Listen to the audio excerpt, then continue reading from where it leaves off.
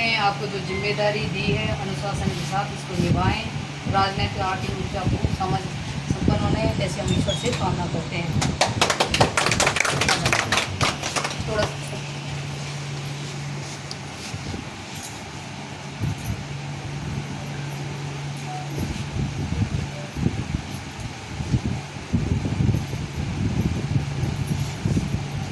जी हमारे जिला प्रभारी नवनीत आपको बहुत बहुत शुभकामनाएं।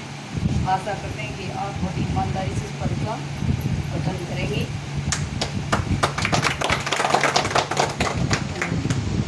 अपना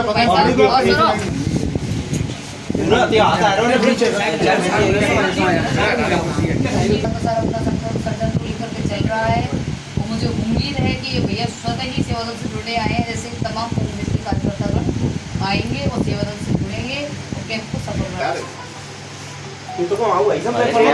मैं जो शॉट चाह रहा हूँ जो इस्तीफा दिया है, मैं उस इस्तीफे के बारे में कहना चाहती हूँ कि जो 47 आपने कहा है कि वो पद से छोड़कर चली गई, वो 47 महिलाएं कहाँ थी, कब थी, कैसे थी, मैंने तो उनको आज तक देखा नहीं है। यदि आपके पास 47 महिलाएं होती जो संगठन कार्यकारिणी वाली, तो आप उनकी मीटिंग कराती, जिम्मेदारी से नहीं भागती। मुझे लगता है आपके पास उनमें से कुछ महिलाओं के तो मोबाइल नंबर भी नहीं है। घर बैठ करके आपने जो लिख लिए, आपको पता था मैं इस टास्क को पूरा नहीं कर सकती हूँ, इसलिए आपने ऊपर लीडर्स पर और मुझ पर जो आरोप लगाए हैं वो निराधार हैं। और यदि ऐसा है तो उन महिलाओं को आप एक बार मेरे सामने बुलाइए, मीटिंग करवाइए कि वो आपसे कितनी जुड़ी हैं, क्या है, तब इस मुझ पर आरोप, आला कमान पर आरोप लगाओ। आपसे जिम्मेदारी से विमुख होकर के आपको भागे, क्योंकि आपको खुद पर भरोसा नहीं था।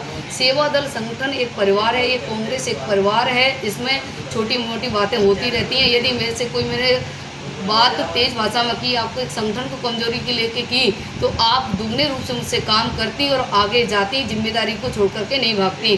क्यों आप इस बात को जानती हो कि मैं स्वयं संगठन खड़ा करने में सक्षम हूँ और इस प्रकार, और मुझे जिम्मेदारी से भागने का ये सही उनको उपाय सूझा, वो सूझ गई, क्योंकि वो जानती थी मैं इस पद के योग्य नहीं हूँ। क्योंकि बिना काम किए घर बैठे पद मिल गया, इसलिए उन्होंने इस पद की गरिमा नहीं जानी और माला साफा पहने। जब काम करने की बारी आई, उनको जब लगा अब अपर प्रभारियों की बात सुन के, मेरी बात सुन करके अब ऐसे यहाँ काम नहीं चलेगा, तो इसलिए अपनी इज्जत को बचाने के लिए उन्होंने ऐसा किया।